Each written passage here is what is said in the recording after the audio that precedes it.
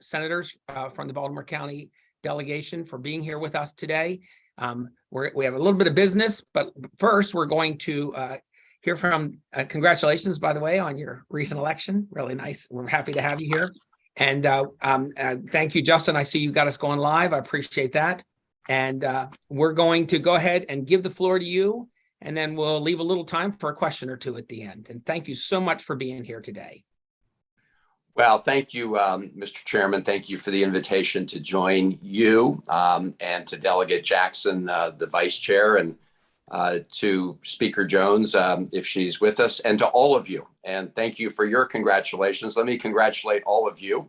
Those of you who are reelected, congratulations on your reelection, and for those who are newly elected, congratulations. I served many years in Annapolis, and I always found it to be a great place to get things done for all of our constituents. And obviously, your constituents are my constituents, and so I look forward to continuing to working together on both issues in terms of the big issues you're working on in Annapolis, as well as constituent matters. Obviously, if you have a constituent who needs help and they come to you, please make sure that we can help. And Jessica Clayton is here, our terrific regional director for Baltimore County. So what I thought I'd do is just give you a brief overview of, I think, where we are, and then I really look forward to any questions you've got. So in terms of going forward the next 2 years in the Senate and the House, I think all of you know that one of the things we have our eye on is dealing with the debt ceiling. I'm not going to go into great detail. I'm happy to answer any questions, but as the Secretary of the Treasury, Yellen, has said, we're already past the debt ceiling. We're in what's the process called extraordinary measures, and we expect to actually, if we don't take action by June, July period, then the United States would default. We've never defaulted on our debt. We can't do it. It would be a catastrophe. So that is something that has focused everyone's minds. Obviously, we also want to pass a budget for this year, and our fiscal year ends September 30th. We were able in December to pass a omnibus bill on a bipartisan basis, and that has provided important resources for the current fiscal year.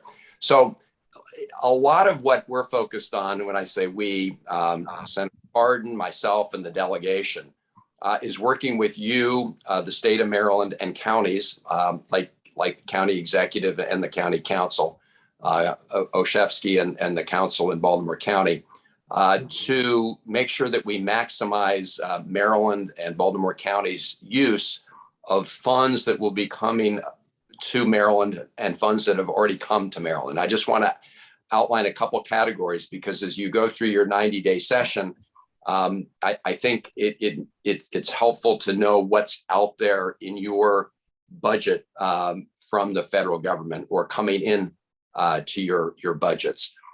The first is the American Rescue Plan, which we passed, as you know, a number of years ago. Provided the state of Maryland $3.8 billion, and it provided counties with emergency resources, Baltimore County, about $161 million. Two things to know about that. One is we passed an amendment recently to provide even more flexibility for those funds. So those funds were usable for water and sewer infrastructure and for broadband.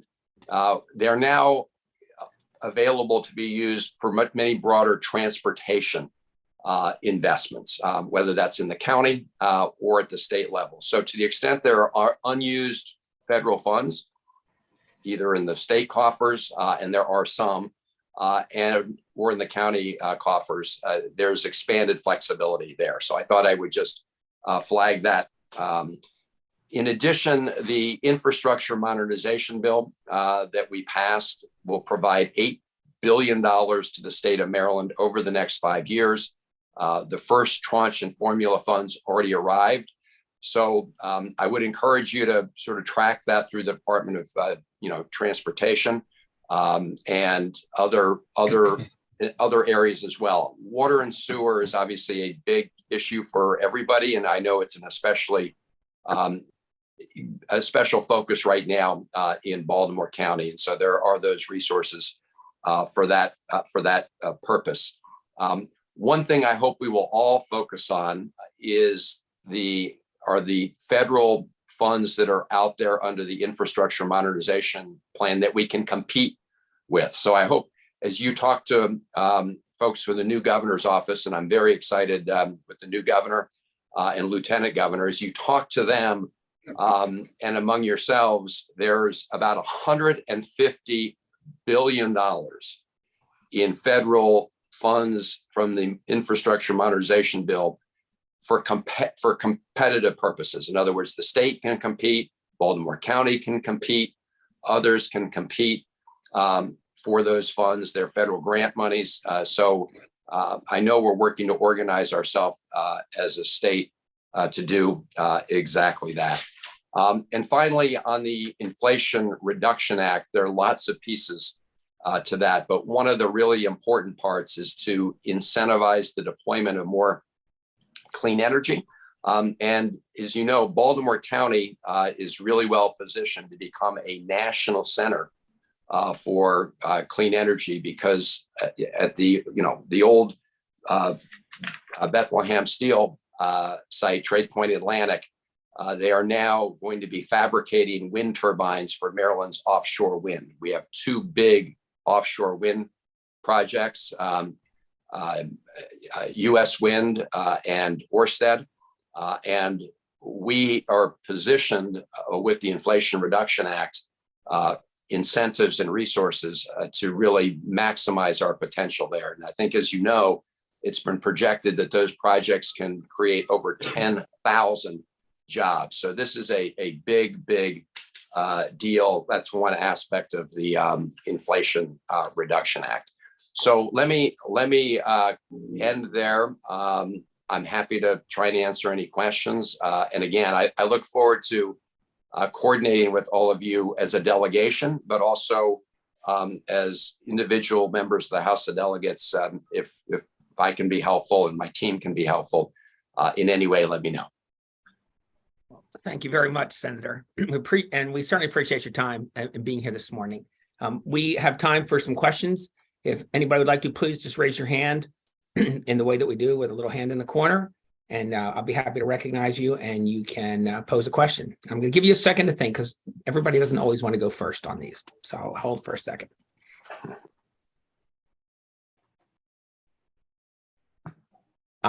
Delegate Stein.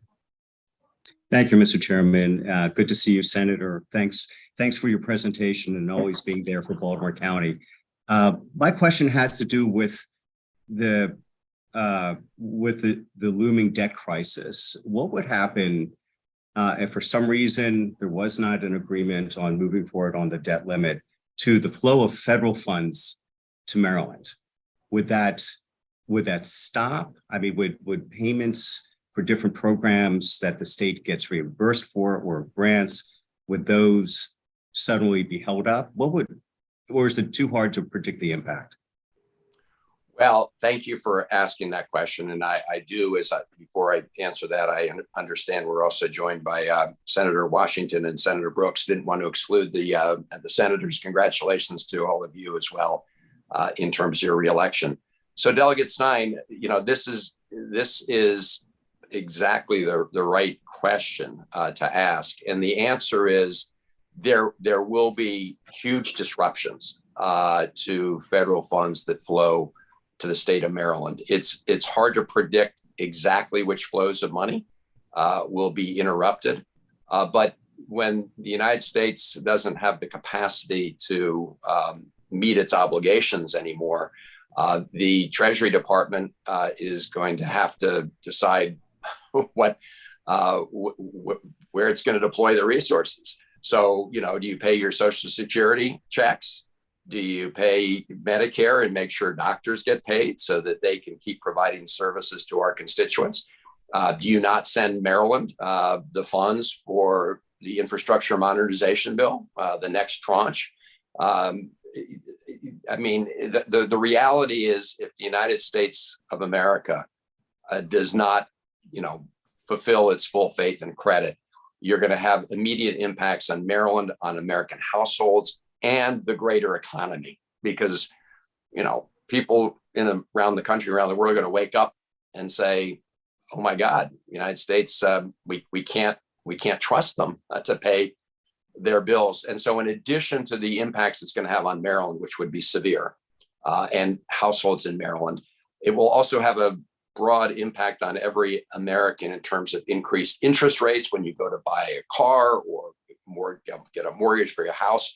It'll raise prices across the board as well. So it's a cataclysmic event. It's why we've never done it before. We got close a number back in 2011, and even getting close began to create tremors in the economy and actually cost taxpayers over $1 billion. But if you actually go over the cliff, you can be sure those flows of funds, both directly to Maryland households, like Social Security or getting covered for Medicare, or to the state of Maryland, would be interrupted. Thank you. Thank you for this question. Since you mentioned that we have a few senators, we have Senator Brooks, who's going to be up in a couple of questions. We have Senator Washington, who, by the way, is brand new to us because she's joined Baltimore County in part. We also have the chair of the Senate delegations, Senator Sidnor, with us, and one more, and it's jumped out of my brain. I know you're here, but I think got recognized. I'll catch up with that one soon. Delegate Mangione. Thank you, Mr. Chair, and thank you, Senator. I had a quick question. I was actually asked by a radio host a question about, we talked about crime, and obviously it's been a big issue, and we talked about the Baltimore region. His question was more along the lines of what can the governor do? What can the federal government do? And I really didn't have a great answer, other than I do remember Senator Cardin mentioned how some federal resources were being used last year, which was great, and I really appreciated his answer, and I was happy to hear that. I guess my question would be, can you elaborate on that for my knowledge, and also maybe from last year, if there's what the federal government has done for the crime issue in the Baltimore region? Have we seen success with that? Sure. Just talk about that a little bit, please. Thank you, Senator. And well, absolutely. And I do think we need to, coordinate our efforts on public safety and on fighting crime. And so from the federal government, there have been a number of resources that have increased over the last couple of years, and Senator Cardin and members of our House delegation have been very focused on this. So the ATF, starting with the ATF, Bureau of Alcohol, Tobacco, and Firearms, they have now increased their staffing by over about 15 people there to try to coordinate efforts to interrupt gun smuggling and illegal gun transfers. The U.S. Attorney's Office there that is now headed by U.S. Attorney Eric Barron. They've also received additional resources. Senator Cardin and I are, and we talked a little while back with the deputy. With the Deputy Attorney General to try to get even more resources into that office. But federal funds also help support the Joint Crime Task Force, the strike force in Baltimore City. So look, and that's an effort to coordinate across the board. So those are some of the areas where you have federal resources flowing into the state. I do believe that it would also be important for us at the federal level to enact more common sense gun safety provisions, because Maryland's not an island. And if you look at the number of guns used in crime in, for example, Baltimore City, over half of them have come from out of state. And so I do believe if we had more uniform national laws similar to Maryland's, then we would do a better job of preventing those out of state guns from coming into the city. But in terms of direct resources to the crime effort in Baltimore City, ATF, U.S. Attorney's Office, and again, we're happy to work with you on that issue. I do think we need all hands on deck. Thank you for addressing that, Senator. Thanks, Senator. Delegate Cardin.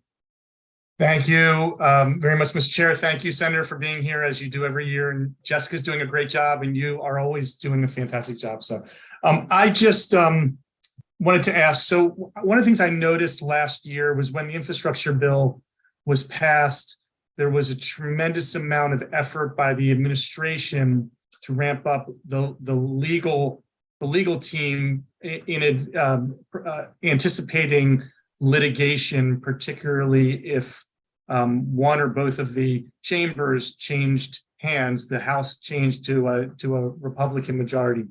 Is there any worry or concern or discussion about litigating the projects that are going to be that are intended to go into effect versus actually getting the money out and getting the work done? And then analogous to that is any concerns about the anticipation of additional investigations on the House side and how that might gum up progress in Congress?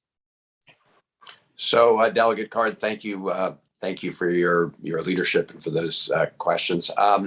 So I think the good news is that while there are very likely to be efforts in the House of Representatives to pass legislation to reverse or claw back some of the funds for the infrastructure modernization bill, they won't be successful because even if they pass the House, they would run aground in the Senate. And of course, the President Biden, is the ultimate backstop there. So that's not going to happen.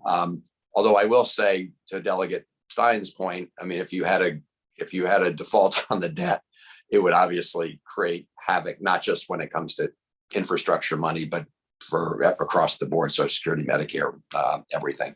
So I do think you can be confident that those federal funds will continue to flow. And there may be litigation over certain pieces of it, but I'm pretty confident that we will continue to see those funds come to the state. I should point out that in the Senate, especially, that was a bipartisan bill, the infrastructure modernization bill, and I think I know governors around the country and general assemblies, legislators around the country, both Republicans and Democrats, recognize that those are really important investments in modernizing our infrastructure. So in terms of the hearings in the House, the investigations, we really don't know exactly what form they take. I mean, I'm sure you've been following the statements, and everyone wants to investigate everything. My view is that the American people are much more interested in us delivering results than a lot of hearings in the Hunter Biden, for example. And I will say that when it comes to things like the classified document issue, where you have both the former president with a unique set of legal challenges because he did not cooperate when asked to return the documents, and the current president, both of those, as you know, are now subject of special counsel reviews. Now we have the former vice president as well. I don't know how they're going to deal with that.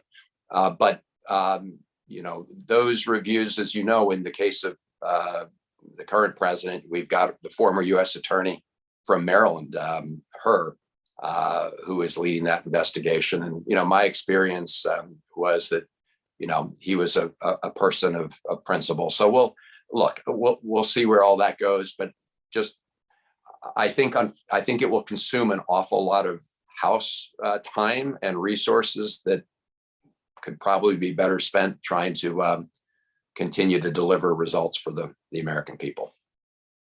Thank you. Thank you, Senator. Delegate Szeliga. Thank you so much. And thanks for being here, Senator. Thank you. I was wondering what, if anything's being done to close the open border in the South, that the unbridled number of immigrants coming to Maryland is going to put a huge burden on our public school systems, public safety, housing, hospital care, all kinds of public services. And I was just wondering what is being done right now, and what are you doing to help stop that?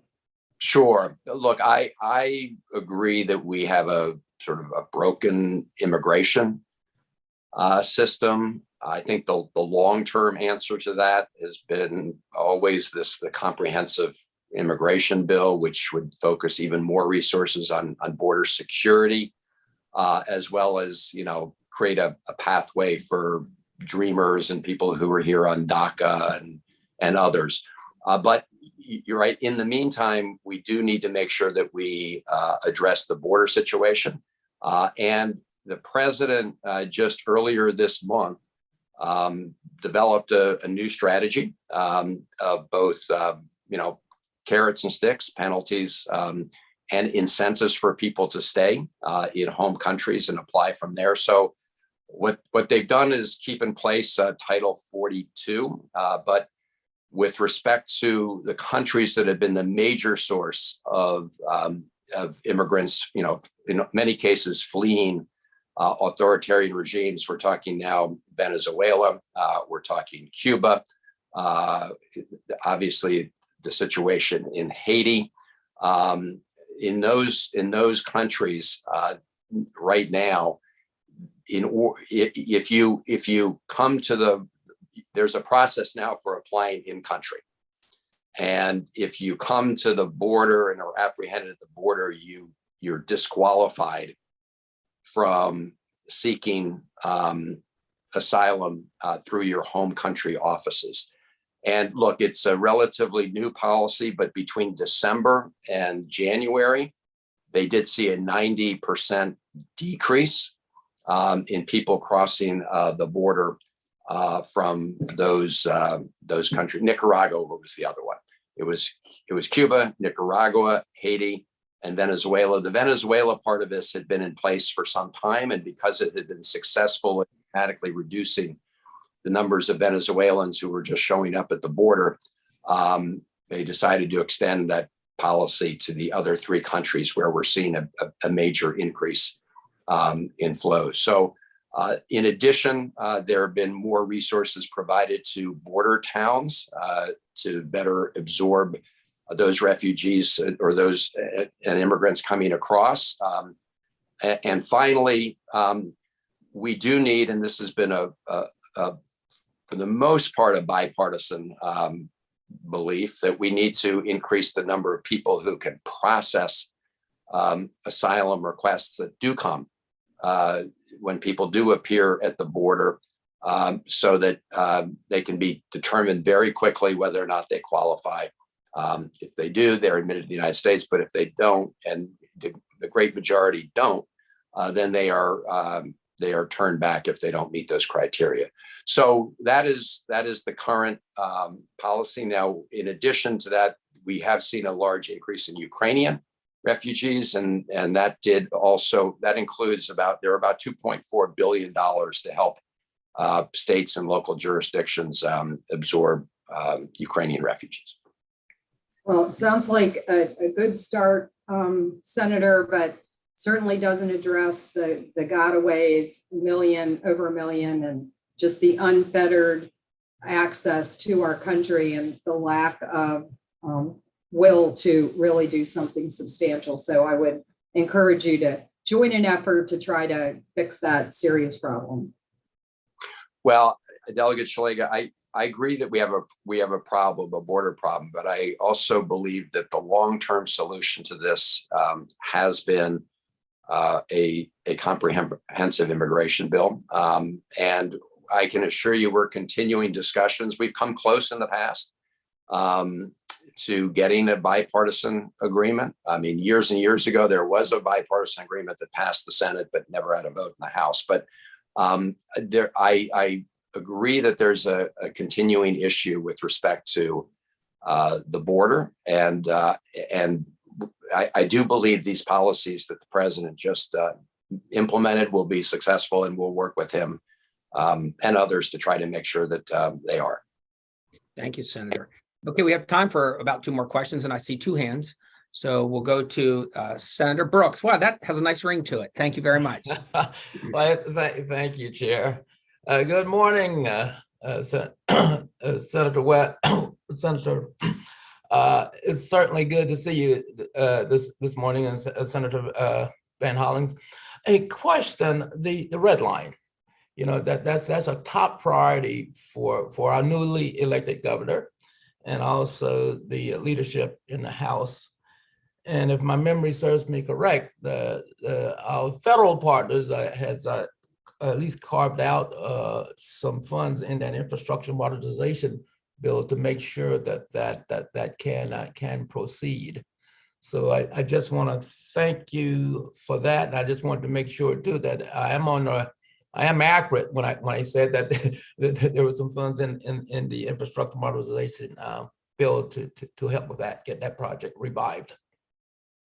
So Senator Brooks, it's great to see you, and congratulations on your election to the Senate and for your earlier service in the House. Been great to work with you. So on the red line, let me just take a moment. I think everyone on this call knows the history of this, which is that it was all lined up. The monies were ready to go. Our previous Maryland governor decided to pull the plug on the project, and with it, about $1 billion back, this is years ago, $1 billion in federal funds went away and went to other states and other jurisdictions. The new governor, I'm glad that Governor Moore wants to revive the project. As you know, because some things have changed in the intervening years, we're going to have to look at some of the, the actual, the right of way and where the alignment would be. But I do want to clarify that there is good news, but not quite as good as you characterized it with respect to federal funds. So what Senator Cardin and I did in the infrastructure modernization bill was we included some language that essentially said if a project, if the state wants to bring back a project, it should be given, it should not be treated as it's at the very back of the line. It should be, but it doesn't say it necessarily moves to the front of the line. It just says that it should be sort of given an expedited review because it's been approved before. Now, obviously, any new submission will have some changes to it, so there will have to be a fresh review in that sense. But in terms of the actual funds, we would have to go through that process again. But I think the good news is, Senator Cardin, in my view, is that the language we included means that the project doesn't, as I say, go to the very back of the line. But we would still need to go through the process of getting federal funds. Now, the good news is the state of Maryland, as I mentioned, and as you know, is getting $8 billion in federal funds over the next 5 years. So that should help the state with its portion. And we can also, look to try to secure the federal match going forward. So what we did was a positive. Was a positive step, but it's not as if the moment. It's not as if the moment, if the governor and the city and all of you say we're moving forward on the red line, it doesn't mean that the federal money is automatic and there right away. Right. Okay. All right. Thanks. Thanks, Chair. Yep. But we look forward to working with you on that project. Okay. Sounds good. Still nice to hear your questions over here there, Senator. For our last question, then Delegate Bhandari, please.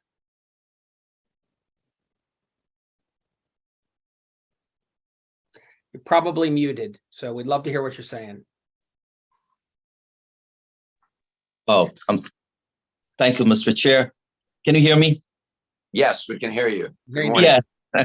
Yeah. Good morning, Senator. Thank you for your incredible leadership. Your staffs are amazing, and I would like to thank you for your proposed bill to cap greenhouse gas emission through the purchase of carbon permits, and hopefully it will have the huge impact on reducing emission and addressing climate change. Thank you for that. Well, thank you, Delegate Bhandari, and thank you for your leadership, and congratulations to you on your reelection.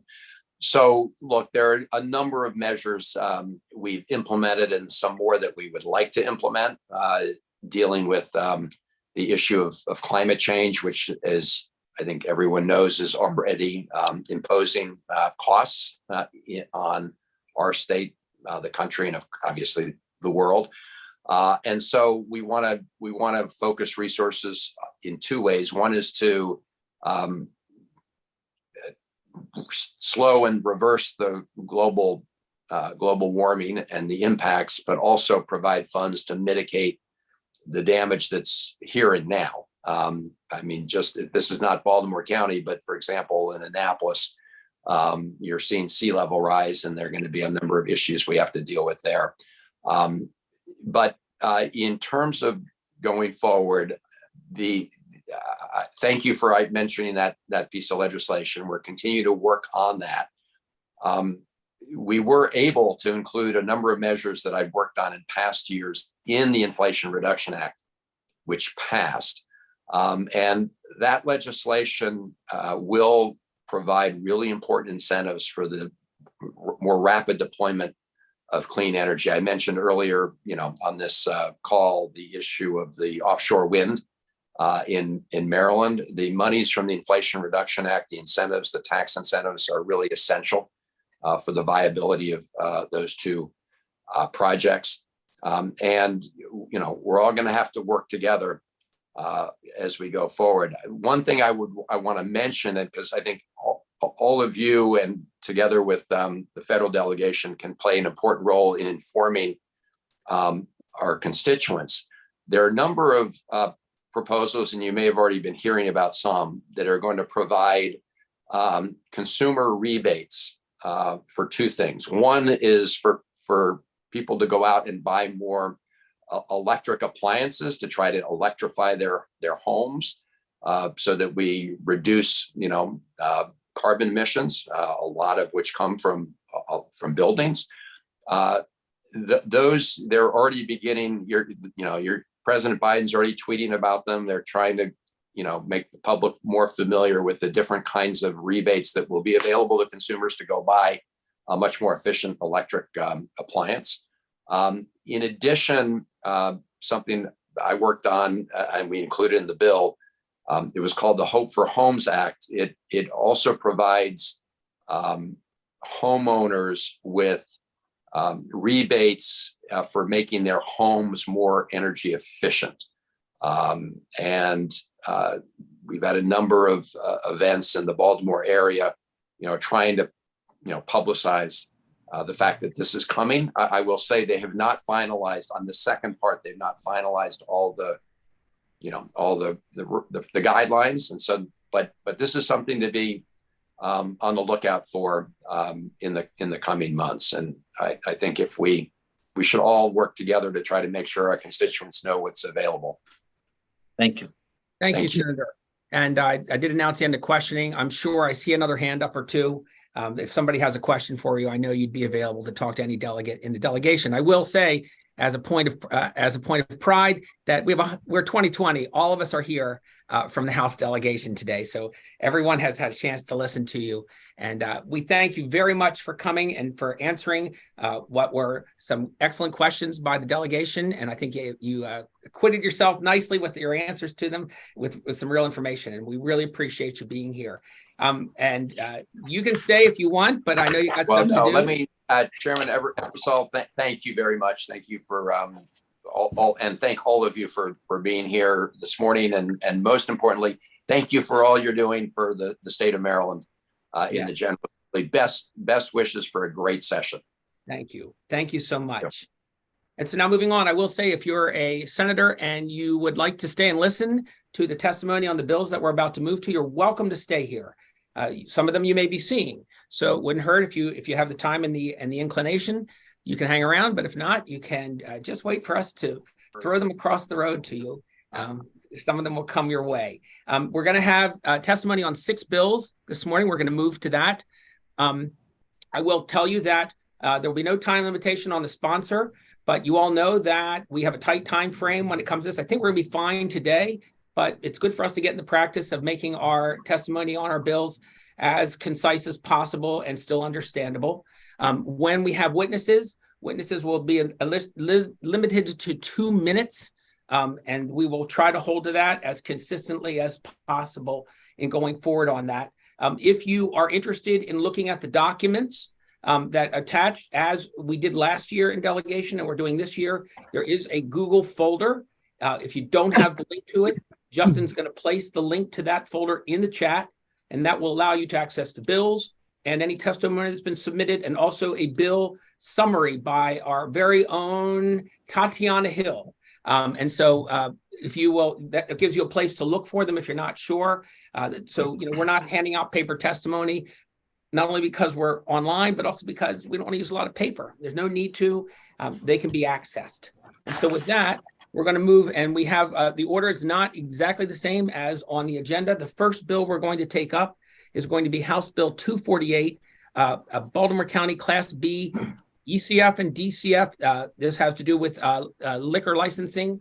And for that, I will call on Delegate Forbes, the sponsor. Good morning. Thank you, Chair Ebersol. Thanks, Vice Chair Jackson. Colleagues, thank you for this opportunity to present testimony in support of HB 248. This bill was requested by Towson University, and you'll see a letter of support in the file that the chair referenced from Jack Milani at the Baltimore County Licensed Beverage Association. It is co-sponsored on the Senate side by my Senator, Mary Washington. It has a nice ring to it too. So I know, doesn't it? Yes, it does. This bill would allow the Baltimore County Liquor License Commissioners to issue a Class B education conference facility / dining services license to Towson University. This Class B license was created in 2018 by legislation that passed SB 1144 for the benefit of University of Maryland, Baltimore County. That legislation was drafted after a piece of legislation that was Prince George's County specific for the benefit of University of Maryland College Park. This new class of liquor licenses allows the UMBC campus dining contractor to sell and serve beer, wine, and liquor for on-premises consumption on campus at university-related events by the dining service contractor. Towson University would like the opportunity to obtain one of these licenses. Currently, each time the dining contractor at Towson University serves alcohol, the university has to apply for a one-day license, and the Baltimore County has to process all of those applications. In a given year, they apply for about 125 licenses. So each of these one-day licenses is time-consuming, both for the university and for Baltimore County. This passage of this bill would allow them to obtain the annual license at a cost of $2,000. Each time alcohol is, and this is specified in the bill, served on campus, any profits made from that sale of alcohol go into the student auxiliary funds, which the auxiliary services funds, which support things on campuses, services on campus, like the printers and the printing services, the laundry facilities, the vending machines, banking services, and the university store. So any profits made from the sale of this alcohol go right back to aid students. My closing is this is a process bill. There will be no increase in the frequency of sales or service of alcohol, or the location changes to the location of where they're going to serve alcohol. This will just eliminate paperwork for the university and eliminate paperwork for the county. These types of licenses have been issued to both UMBC and College Park without incident, and I ask for a favorable report. Thank you, Delegate. We're going to go ahead and have a witness that is in favor, and then we'll leave you both up. I see some questions. Maybe either one of you can ask them. So I'd like to recognize Jack Milani, who represents the Baltimore County Licensed Beverage Association. Thank you, Mr. Chair, members of the committee. This is a pretty easy bill. UMBC's used this for their new arena for years. It works. It saves everyone time. We fully support and urge a favorable. That's great testimony. I really appreciate that. What does my clock read at this point? Very succinct. 17 seconds. Nicely done. All right. Questions, Delegate Carden. Thank you, Mr. Chairman. Just real quick, I love the bill. I just am wondering, has there, Jack, has there been any issues with concerns of underage drinking because of having even whether it's a 1 day or a regular license on campus? No, we haven't noticed it. I think the university's on top of it because obviously there's a lot more folks in the food chain there that are watching it. So I know at UMBC, we were a little more familiar. They monitor it and they have all their people trained and it's worked very, very well. Good. Thank you. Thank you. Delegate Mangione. Thanks, Mr. Chair. Thank you, Delegate Forbes and Jack. And a quick question is, just so I understand, I thought the university union already sold alcohol, so I'm just trying to learn a little bit about what the difference is and how. I mean, it sounds fine to me. It sounds good, but I thought they already did sell alcohol. So what's the difference? Delegate, that's a lot of the universities will have a club license where they have membership for certain, it's open to like faculty or certain graduate students. Yeah, okay. And that's a membership, that's a Class C license. This is for the on use when they have events or special events. It just saves them from having to fill out the paperwork and go out to Towson and pick up a 1 day. It's a convenience and it's the same thing being done. The same people are overseeing it under this license as would be under the various 1 days. So it's really just a streamline. Yeah, no, it sounds our good. membership supports it. I was just trying to learn the difference, but no, it sounds good. Thank you very much. Okay. Thank you. Are there any other questions? Okay, that concludes the testimony on House Bill 248. Thank you, Delegate Forbes. Thank you, Mr. Milani, for being here. Our second bill, running back to the top of the list now, will be Delegate Long's HB 110, Baltimore County Property Tax, Homeowners Property Tax. Delegate Long. Thank you, Mr. Chair. For the record, Delegate Bob Long here to testify on HB 1110, a Baltimore County Property Tax, Homeowners Property Tax Credit Supplement. Basically what this is a safety net for our seniors and people that are on low or moderate income to help with their property taxes. This was actually implemented in 2006, and the amount of income and net worth has not been adjusted according to inflation. So the same money we had back in 2006 is not the same money as we have today. So what I'm saying, and basically breaking it down, our seniors are less eligible because of inflation and the increase in Social Security, but the property taxes keep going up. And it's kind of, if you look at it to scale, it's unbalanced. And that's why we brought this bill forward to make sure that our seniors and people with low income and moderate income don't lose their homes. Again, property taxes keep going up and up and up. And this is one safety net I believe that we should have in place to make sure that our seniors can stay in their homes. Basically, it's raising it from $60,000 to $72,000, which is not a great deal. It's not a lot. And also the net for the sales price of the home is $300,000, which is a typical row home. So we're not asking for tax credits for people that live in $500,000 homes. They're making a lot of money. This is just basic common sense and decency to help our seniors. And that being said, I would appreciate this delegation's support. We did submit it in front of the Ways and Means Committee, and I would really like to ask for the support of this committee. Unless, make sure we have a safety net in for our seniors. Make sure we don't want to see no one lose their home. That's for sure. Thank you. Thank you, Delegate Long. Questions? Delegate Ruth. Thank you, Mr. Chair. Thank you for presenting this bill, Delegate Long. Just a couple of questions. First of all, you mentioned seniors, but I don't see anything in this property tax credit that's specific to seniors. Can you clarify on that? Am I missing it or?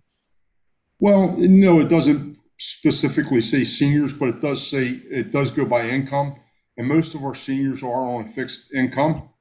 once you retire, you've only got so much money to spend.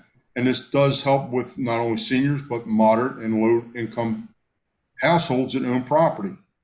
Unfortunately, our property taxes keep going up every year. And I get many calls, not only from seniors, but from just people working day to day trying to make ends meet. Property taxes are killing them. I mean, that is probably one of the biggest assets that we all own is our home. And, we don't want to hinder anyone from keeping, owning their own home and make sure that they can continue living in their home. And I think it's just good business. And if you go back to thinking about the seniors, I deal with this all the time. They say, Bob, why is my taxes so high? I don't have kids in school. And, I deal with this and, I don't drain a lot of resources from the county. Says, well, we have to spread the hurt. That's the only thing I can say, we have to spread it around. And that's why I'm actually asking for this. I'm an advocate for, property taxes, keep people in their properties. Thank you. Thank you. Mr. Chair, may I ask a follow-up question? Please. Thank you so much. And I'm sure, Delegate Long, that you've seen the fiscal note, which says that it's projected to cost Baltimore County $4.6 million annually.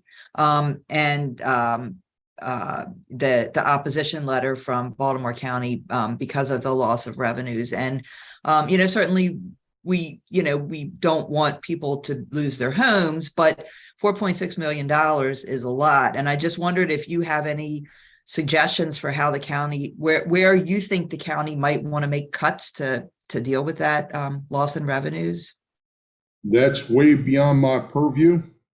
I would say that we just need to live within our means, tighten our budgets, and do what we have to do. And I know that 4.6 million, I believe you said 4.6 million, I don't have it in front of me, is 4.6 million is a lot of money. But given the $4.6 million is needed to seniors, to homeowners to help with their property taxes, that's just an indication how important this program is. If you're going to have that many people, utilize this program and help them in their keep their properties, I mean, it speaks for itself. I talk to seniors, I talk to people low and moderate income all the time. A lot of times they're trying to make a decision whether they want to buy their medicine or do they want to pay their property taxes or buy food. I'm just being honest. I'm being honest and open with you. And, I'd be willing to work, with whatever we could do to help, get this through and help our seniors and our low income people. If that number's too high, then we can look at it. I'm open for suggestions, whatever we can do. I'm an easy guy to get along with. Let's talk about it and let's get something done. Thank you. I have other questions, but we can talk offline. Thank you. Okay, sure. I'm right down the hall from you. I'm not there today, but I'm right down the hall from you. Thank you. And thank you, Delegate Reed, for the question. Delegate Guyton, I see you have a question. Thank you, Mr. Chair. Thank you, Delegate Long, for bringing this bill. I just had a question for you. I want to make sure the changes that you're proposing wouldn't actually affect people who fall outside that income range. Is that correct? So anyone above 72,000 would not be affected. They would still get the homeowners credit the same way, the homestead credit the same way that they would otherwise? Or do you think that we would end up changing their allowances to make this bill work? There's a difference. The homestead property tax credit is automatically given to you by the state as long as it's owner occupied. And there's a cap rate of 10% in Baltimore City, I believe, and I'm just using that as an example. In Baltimore County, it's 4%. So no, it will not affect the homestead property tax credit, also known as a circuit breaker. Anybody that's been around for a while, they kind of remember that. It's easy to remember. This is a program that actually goes by income. Baltimore City has several of these programs. I'm not sure how they work, but they have the same program, and I think they might even have a little bit broader reach to help their homeowners. Whatever we can do. I mean, I know this is a big note, but I think we could probably find it or work around it to come up with something that's workable. I just want to make sure we have a safety net that people don't lose their homes. That's I've seen it too many times where people get behind on their property taxes. The next thing you know, you got these sharks come in, they loan them money, at 25% interest rate. They pay their property taxes. They set it up where they can't redeem the property, and the next thing you know, they foreclose and lose the homes. And I don't want to see that. I mean, I've been doing business, real estate for over 40 years, and I've seen many, many things happen. It's broken my Thank you heart. so much. Mr. Chair, do you mind if All I right, thank follow you. up with another question? I don't mind at all. Okay, thank you. No, I appreciate that, Delegate Long. Actually, I passed a bill through this committee the first year I was here that was enabling to Baltimore County that actually would apply to seniors specifically, that they still haven't put into effect. So maybe we should look at some of the things that are already on the books too, to see if we can push them forward through the county. My other question was, where did you come up with the specific number of 72,000 versus 70 or 75 or 80? I basically went back from when this legislation was initially enacted in 2006. I did a moderate, very moderate inflation at 2%, I believe. I don't have the exact number in front of me, but it was very moderate because I know the cost of it. And, we want to make, again, I understand the cost of this, but given even now that inflation's at 7 or 8%, this limit of income does not match, what real money is today for our seniors and for people living on a fixed income or working 2 jobs, 3 jobs. No, I appreciate that. $60,000 Makes a lot of sense. So thank you. I appreciate that answer. That makes a lot of sense. Thank you very much. By the way, I sit right next to you. If you need some questions answered, I'll be more glad to talk to you. Have you noticed that Delegate Guyton that he's next to you on the floor? Just checking in. Thank you very much for your testimony. I do want to, it's customary in a situation like this for us to check in with county government to see if they have formed a position on it. Jen Ayosa, are you there? You're not on my screen, but if you would be willing to answer and just weigh in, please. Yes, sir, Mr. Chairman. Thank you very much for the opportunity. I think as Delegate Ruth mentioned, the county is certainly supportive of our senior community, our low to moderate income residents. And we've been doing quite a bit in the past couple of years, especially to provide housing supports and assistance for those who might be really struggling in this regard. Nevertheless, we remain concerned about that fiscal note and the impacts on this to county revenues. Thank you very much. Appreciate your weighing in. Thank you, sir. If there are no further questions, that'll conclude testimony on House Bill 110. Thank you. Yes, and thank you, Delegate Long, for bringing the bill. We're going to move to Delegate Grammer's House Bill 166, Baltimore County Nuisance Actions Community Association Standing. Delegate Grammer, how are you doing today? Good. How about yourself? Good. Let's get going. All right. Thank you, Mr. Chair, Mr. Vice Chair, members of the delegation. For the record, Delegate Robin Grammer here to present House Bill 166. House Bill 166 alters the qualifications used to determine standing for community associations when seeking judicial relief for nuisance actions in Baltimore County.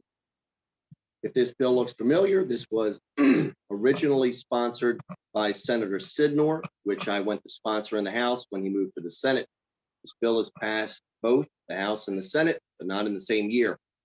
The section of code was enacted in 1997 in response to growing problems of community blight in Baltimore County.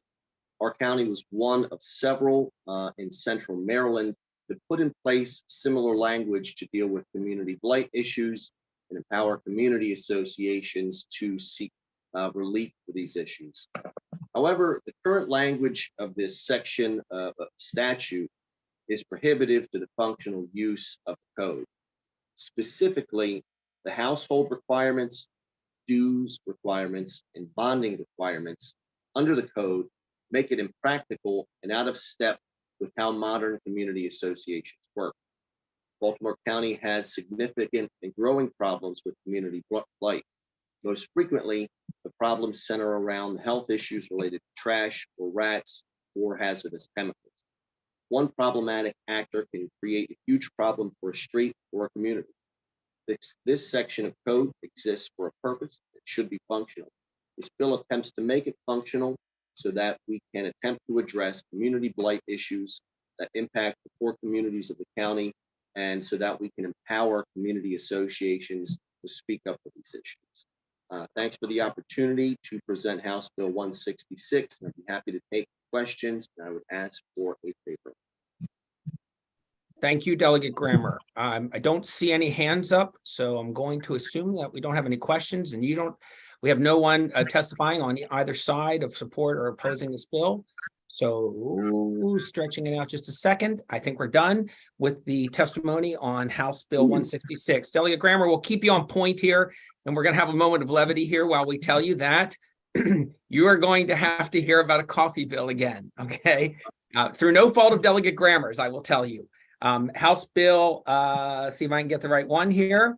House Bill 222, which was actually an attempt by Frederick County to include themselves in the exemption we put in for coffee. The bill was passed last year, but not in the exact form that we sent it over. And so Frederick County has made some changes, which means Baltimore County delegation is going to have to approve it because it changes a piece of law that applies to us. It actually is more in the form of what we passed last year. I've said enough, Delegate Grammer. I should turn it over to you. And I know you're waiting with bated breath to hear about this, Mr. Chair. So I'm just going to take a moment and start to finish explain, because I know we have a lot of new members, but everybody knows what's going on here. So in 2013, there was news coverage about a educational program in Tapsco High School in my district. And the program was put together by the FALS teachers, Functional Academic Learning. Mrs. Dana Evans had, she was tasked with putting in place programs that gave students with cognitive disabilities unique educational and career opportunities. And when a lot of the parents of these students talked about why this program was necessary, they said, you know, students who have real communication problems, you know, their economic future, a lot of these students get jobs picking bad vegetables off the conveyor.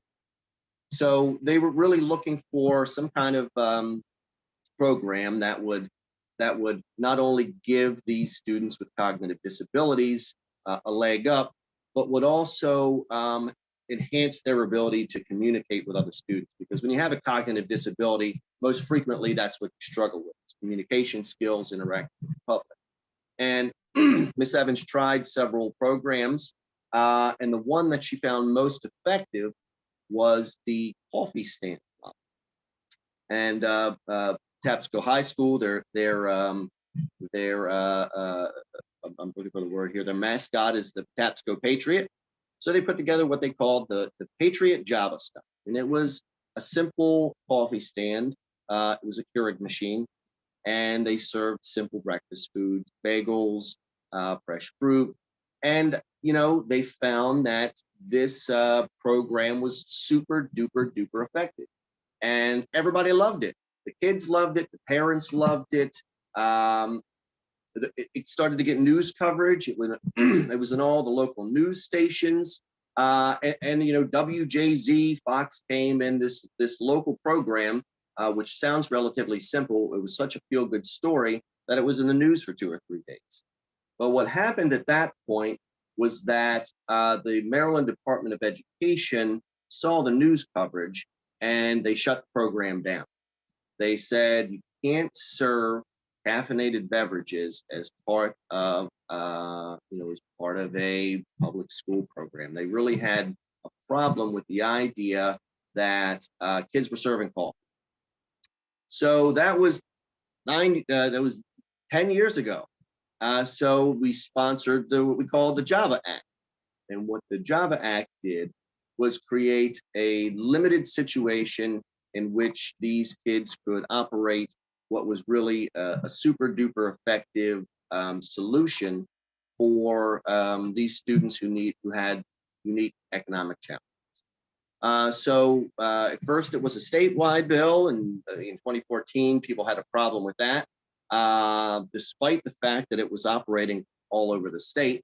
And so in 2015 we created a delegation bill, which did move. Unfortunately, there was a sunset put on the bill.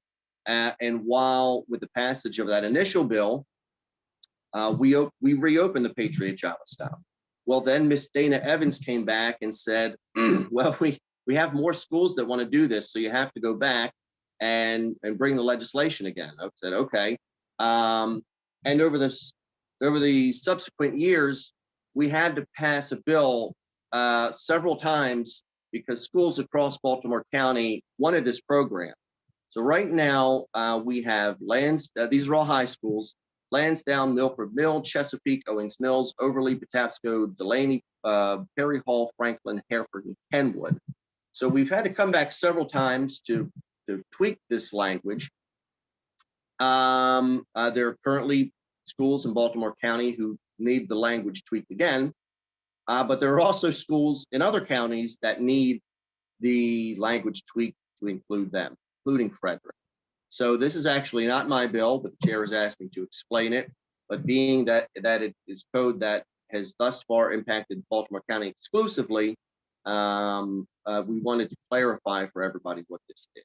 So if passed, this code would, Parkville is currently asking for this. And if passed, this bill would open up this program for all of the schools in Baltimore County, which is essentially just Parkville, and Frederick County. So let's say a prayer, and I hope we can ask for everybody's support for this simple legislation that empowers students with cognitive disabilities. Thank you, Delegate Grammer. There will be that's a history lesson. There'll be a quiz later. And Delegate Szeliga, I see you have a question. Thanks, Mr. Chair. Delegate Grammer, remind me how many years it took you to get this bill passed? Well, the short answer is one. We tried in 2014. No, we tried in 2015, and that did not work. So we had to come back in 2016. So we passed it in 2016, but we've actually passed a version 2 or 3 times since then. And we've tried to get Parkville on board. I mean, we've done this for it's 10 years at this point. So we're hoping and we're praying that this will be the last year that we have to advocate for this issue. It should be a statewide bill. Like I want to go on the record at this point. These programs are operating in Cecil County. These programs are operating in Prince George's County. But anytime you talk to those folks looking for support, they say, we see what they've done to you. We don't want to do that. Please just let us operate under the radar. So is their main concern that kids in high school shouldn't have access to caffeine? Yeah, that was okay. the initial discussion. And what happened in Dundalk is the students would walk down Wise Avenue. They would cross a 4-lane state road and they would go to Dunkin' Donuts and get a super duper mocha frappa extra large coffee and bring it into school. And I tell you, that's much less healthy than a Keurig coffee. And and thank you, Delegate Grammer. Thanks for the question. It's important to point out that if nothing happened here, it already says in law that Baltimore County, it precludes someone from prohibiting it. The reason we have to take it up is because they added back in something that somehow fell out of the bill last year. I haven't quite tracked it down. We added that this could be used for students with IEPs only exclusively, that it was a program designed to help them. That's not in the law, and I don't know why. I've been working on that. But what Frederick County has done is put that back in. So the strict interpretation is they're changing a law that applies to us. They're actually changing it back to something that we liked before. So even if we didn't, we'd still have it in our law. It wouldn't have that exclusion in it. So we're not in any danger of the program disappearing in Baltimore County.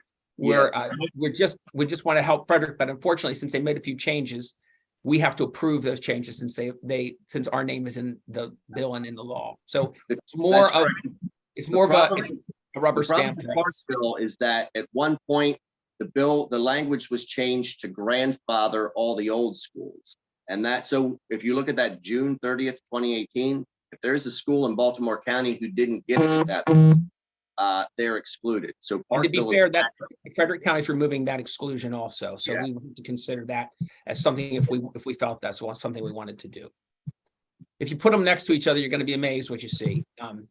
So I'm really, at the end of session, funny things happen. I don't know quite how some of those dropped out, but we can rectify it, and both Frederick County and we will have to send a letter of support if we support this, but we'll send it through the normal channels. Since we got a lot of new people, we're going to make sure that everybody has a chance to digest it. Are there any other questions? Okay, seeing none, that ends the testimony on House Bill 222.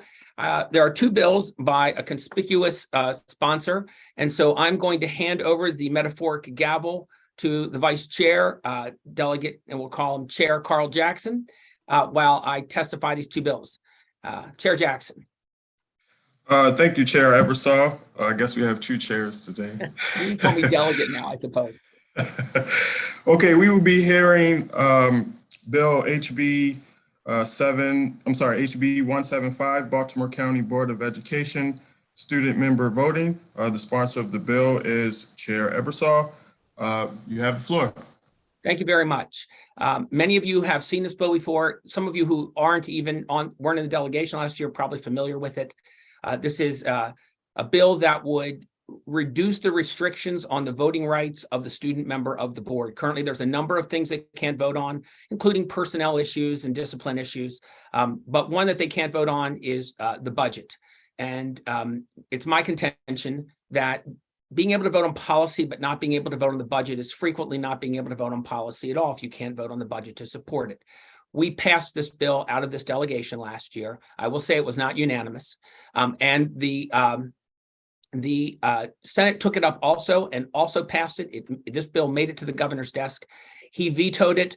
Ostensibly, his reason was, if I recall, that there was a court case challenging whether student members of the board could be allowed to be on board, since they weren't, probably many of them weren't regular voting age.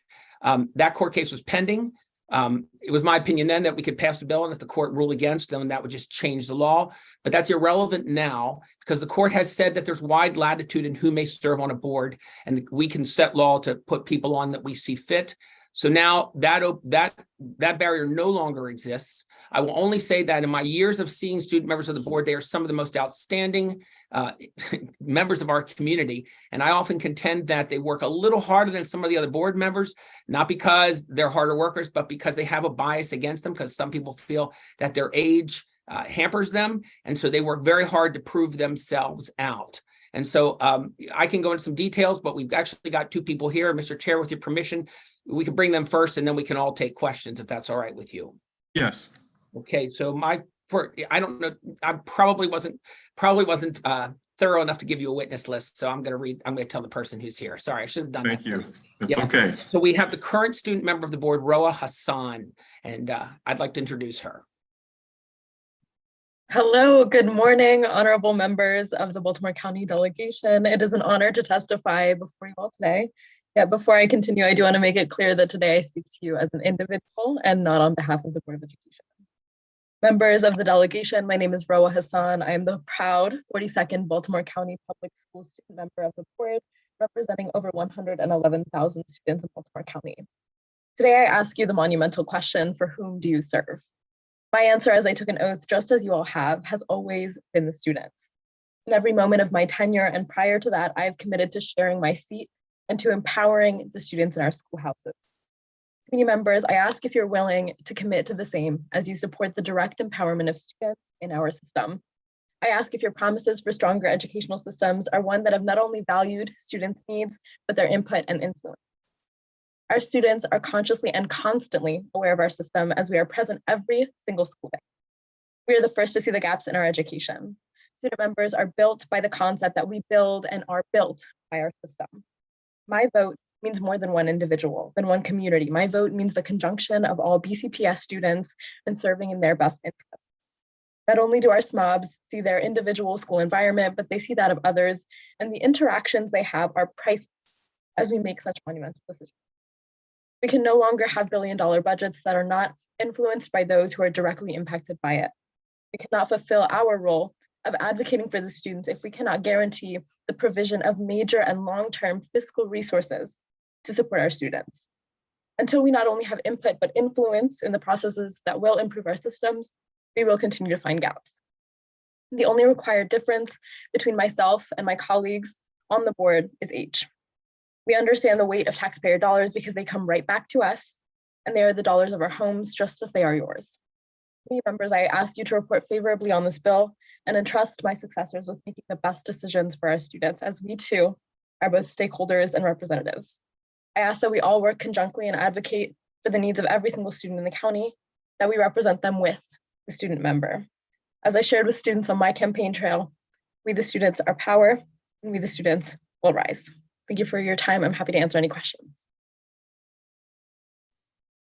Thanks, Roa. Thanks for your testimony. Chair Ebersol, you want to introduce your next guest? Thank you, Mr. Chair. We have the last year's student member of the board who actually testified last year on this bill with us as well, Christian Thomas. Thank you, Chair Ebersol and Chair Jackson. Good morning, honorable members of the Baltimore County House Delegation. My name is Christian Thomas, last year's student member of the Board of Education for BCPS. Today, as I sit in a library at my college, Yale University, I come before you just as I did last year, imploring you to support student voice and expand the SMOB's voting rights to include the capital and operating budget. I admire your efforts in passing this bill last year, as it made it through both the House and the Senate, but I'm disappointed that it was vetoed in the governor's hand.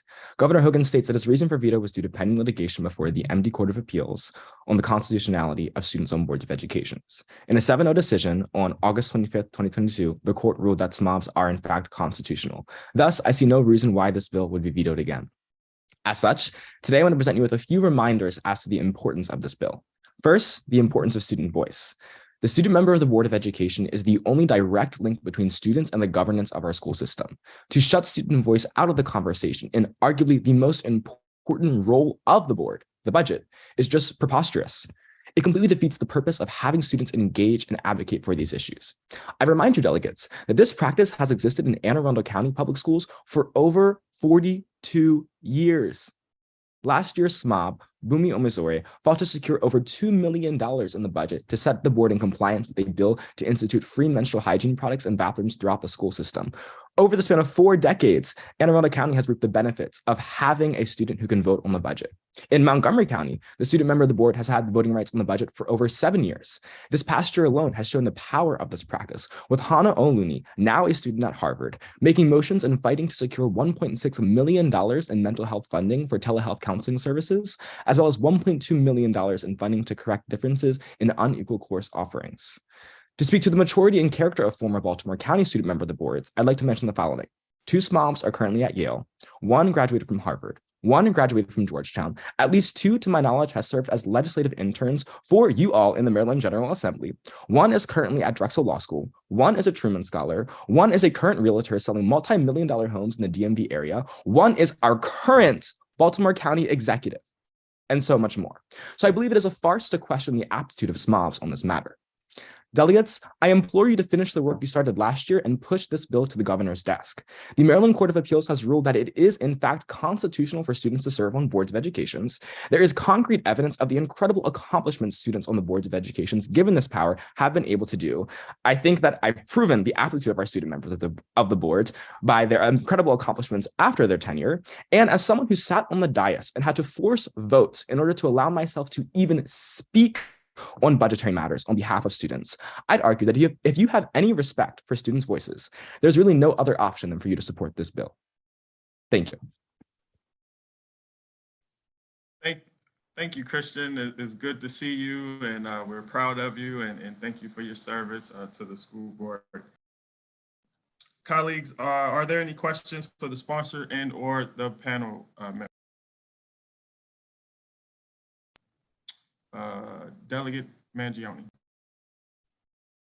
Thank you, Mr. Chair. I just wanted, for the record, just so I know, how old is, I guess, the limit for being able to be on, I guess, the whatever the position is to be on the board, or the minimum age? I can answer that one, Delegate Mangione. So during our application process, we have sophomores and juniors apply. They run during that year. And then over the past 42 SMOBs, we've had all high school seniors, so all of which have been at the age of 17 when or around their swearing in time, and some have turned 18 during their term, others have not. Okay, so I'm sorry, does that mean you say you have to be a junior?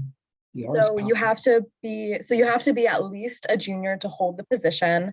In the past, for the entirety of our 42 SMOBs, I believe it's actually all been high school seniors.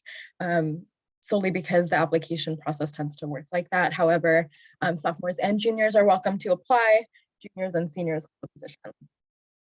Okay, so hypothetically, there is no age requirement. It's just a grade requirement, right? That's correct, yes.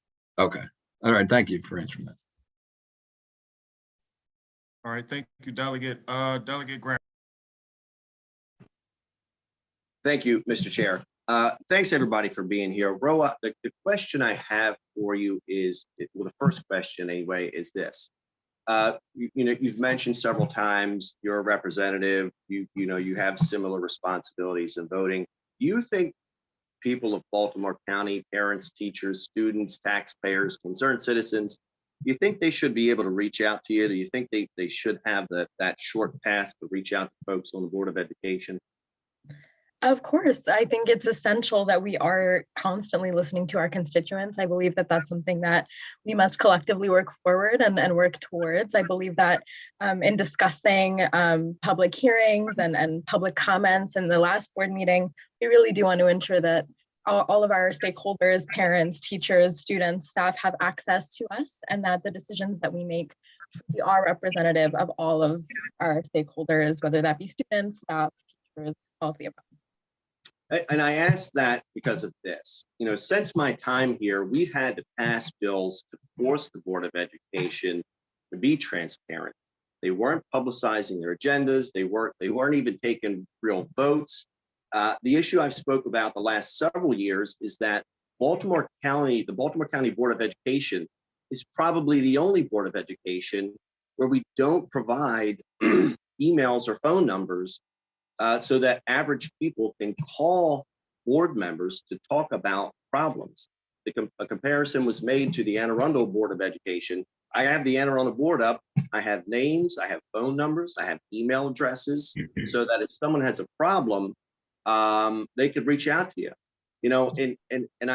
I've talked about this issue over and over. I think it's an issue everybody can agree on. But if the Board of Education can't manage to figure out how to publicize their communication information, why are we suddenly expanding authorities for an over $2 billion budget? Chair Jackson. Sorry, I'm going to let Mr. Thomas take that one. Maybe I take first bite at that. I think we're talking apples and oranges here. We're talking about whether or not they can vote on a budget, and you're talking about accessibility. I don't think there's anything in this bill that addresses the accessibility issue. If we want to have a bill on that, I'd welcome it, but I believe this bill is about their voting rights and not about their phone numbers. But Mr. Chair, the authority comes with accountability. The recent report that came out that included Baltimore County was hugely incriminating. And who do people call about these issues? Well, they call us. Well, as you know, the Board of Education has 95% of the authority governing the discipline issues, the staffing, the funding. That's what we're talking about here today. And in many of these cases, I can't answer these questions, and I have to defer people to a Board of Education that doesn't provide contact information. So I think our priorities are way out of line. We're hearing talk about subsidized feminine hygiene products when we're not even teaching kids to read. So I love you to death. I think we have some real problems, and I don't know that this bill addresses any of them. Thanks for that. The bill's not designed to address that, and I appreciate your comments. Mr. Chair, I'm sorry. Yes, sorry. Christian, you wanted to comment? Sure. I'd just like to mention that Delegate Grammer, while I appreciate your comments, all the emails are available on the BCPS website. If you search on Google BCPS Board of Education members, you can find all of your emails. And board members aren't given any phones from their service. So unless you'd like them to use their personal cell phone numbers, then I don't understand what more you'd like them our emails. So thank you. Well, first off, the emails are not provided. Just provide them. Don't link it. Just give people the email. And look, you can get a phone set up for a couple $100 here. Like we are 6 years into this conversation. We're debating about authority over $2 billion, and you can't manage to lobby to get this done. This is so fundamental about allowing people are ringing our phones off right now about what's going on in BCPS. So I won't belabor the point. It's good to see you. I just think this is something that needs to get done. Thank you, Delegate Grammer. Delegate Nuraraki. Thank you, Mr. Chair. I appreciate it. Delegate Ebersol, I just had a couple questions, a couple things I wanted to go through. Just so everyone, I'm sure we've all researched the bill, but to me, I'm a father of 5. My daughter is 16 years old, so this is something that I'm particularly interested in. Just started looking through some of the numbers last night. Of course, Baltimore County's budget, for everyone that's not aware, the operating and capital budget is $2.6 billion. That's bigger actually than the state of Wyoming's entire budget, to put that in perspective. So when I started looking at that last night, I started thinking about my daughter, who's 16, who theoretically would meet the age requirement here, who's a very, very bright girl, straight A student, but who is completely unprepared to vote on a budget that's $2.6 billion. And then I started looking at some of the things that at that age, you can't do in the state of Maryland, right? At the age of 16, because that's what we're talking about here, 11th graders, right? Typically, it could even be younger than 16, theoretically, if someone's really smart. You can't drive a car. You can't open a checking account. You can't join the military. You can't register for selective service. You're not able to buy a lottery ticket. You can't sign a contract. You can't buy stocks. You can't operate a meat slicer at Giant or Safeway. You can't work in the deli there under 18. You can't be called to jury duty. You can't go to a tanning bed. You're not able to even have a membership at Costco, my favorite store with all my kids. You're not allowed to apply for credit cards. You're not allowed to rent an apartment. You can't buy a car. You can't buy cough suppressants.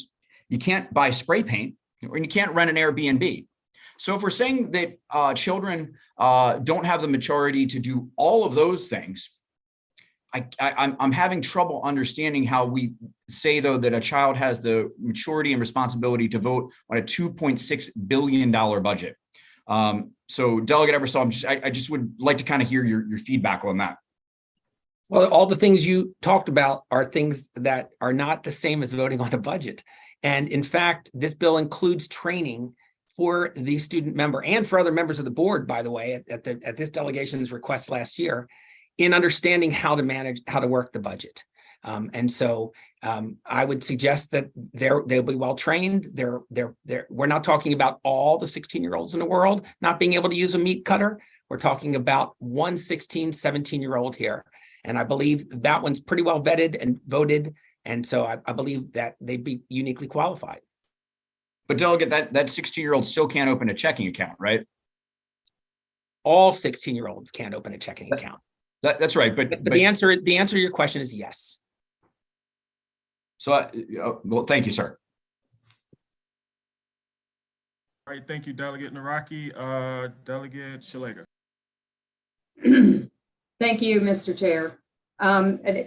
Delegate Naraki took some of the points I was going to make, especially with regards to fiscal accountability and responsibility, that, we don't let our high schoolers manage our family budgets. Certainly, would not let a high schooler manage your business budget.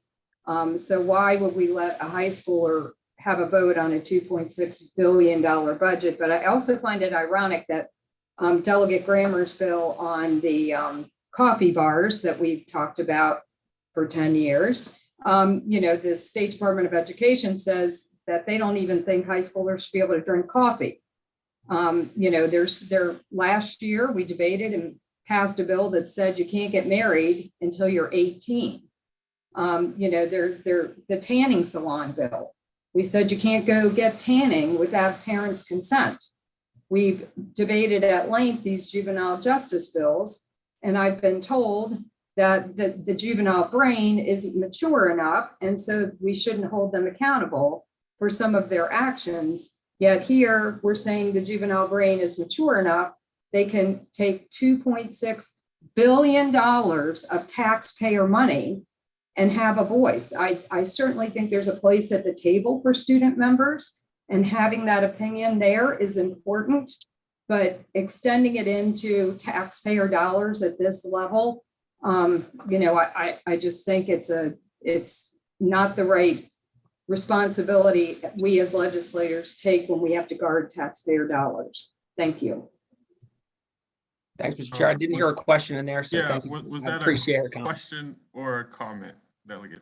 Isn't that so? So I will just finish by saying, having worked with students of this age for many years of my life, I've come to understand that there are many among them who acquit themselves beautifully and are able to take on responsibilities like this. And the argument that because you think your next door neighbor is not qualified to be president means no one should be president is what's at stake here. Because we feel some students might not be mature enough doesn't mean they're all not mature enough. And if you look at these two individuals right here, they are shining examples of what I'm talking about. And I think we'll continue to find students like that in the student member of the board. And I think they can handle voting for the budget. All right, thank you, Mr. Chair. Seeing no more questions, that would conclude the testimony on HB 175. The next bill we will be hearing is HB 210, Baltimore County Board of Education, Member Elections and Appointments. The sponsor of the bill is Chair Ebersol. Chair, Thank you, Mr. Chair. And I appreciate the order because this one is a little bit easier. We were in pretty much complete agreement on this bill last year. It got muddied by some amendments that were attempted to be placed on it in the Senate. When it came back to us, we were unable to live with the amendments, so we didn't forward the bill. The good news is we still have time. The problem that exists here is that the way we have our hybrid board set up, the hybrid board, the appointed members are appointed to be installed on December 1st, but our state constitution does not allow a lame duck, if you will, governor to appoint someone after the primary election, either if they have lost the election or if that person has not participated in the primary election. And so we run into a problem in that the appointment board, if they don't get their appointments in time, and they don't always, and they had difficulty with this year, they're being very, very thorough. Indeed, we couldn't get, and we're in the situation right now, we wanted to correct it in time for this year. We didn't get to do it. We're waiting now for the current governor to appoint those 4 members so that we can put them on the board. And as you probably know, begin to work on the very important budget that we talked about in the last bill, because that is done in the early part of February. They begin working on that. And so to that end, the solution is fairly elegant and simple. The appointed members of the board will be appointed in presidential years, and so that there will be a governor in place and we will not have the complications of a primary election and governor's eligibility to appoint them. Would result in the appointees for this year serving only a little less than 2 years until December of the next presidential election, which is in 2024. After that, they'd continue to serve 4 years. So all this bill says, and I have to give the drafter some really great credit, they eloquently said simply that appointments will occur in presidential election years and elected members will be set up to be sworn in gubernatorial election years. We basically feel like this is the way to solve the problem. The Senate felt that too. As I said, there was an amendment added that we as a group were unable to live with. Sine die, we said we can't go forward with that. It has worked out as well as it could because we couldn't have remedied the situation in any case this year. But I would hope that in 2024, the selection board will nominate a group of people, and from that, the current governor will be able to appoint those 4 members of the board, and then they will serve after 2024 all the way to 2028. And it will also, the upshot of it, the nice part of this is that we don't have the possibility of 11 new members, 12 new members coming on the board all at once. There will be some staggering, so we'll have some experience remaining in each case, whatever happens. With that, I'm done with my testimony. I'd be happy to answer questions as the chair sees fit. Yes, are there any questions for the sponsor? Okay, seeing none, that concludes the testimony on HB 210. And Mr. Chair, I'll turn the delegation back over to you. Catch the gavel, and here we go. Thank you very much. Nice job, Vice Chair Jackson. I appreciate your efforts on that. Just a couple of reminders. We're going to assemble as quickly as possible because I know the speaker and Delegate Stein both have meetings right after session. We're going to try to get together as quickly as possible out in the lobby, stand on the marble steps and get a picture taken so that we can put it up on the Facebook page. So we have all of our new faces there and not some of the old ones. And I think, Justin, unless I'm missing something, that was the things that I was supposed to announce. Is that correct? That's correct. Right. I'm 100%. It's 10:30. You got a half an hour till session. Well, 29 minutes according to the speaker's clock. It's 10:31. So thank you all very much. Without Move to adjourn. Without objection, we'll adjourn. Thank you very much.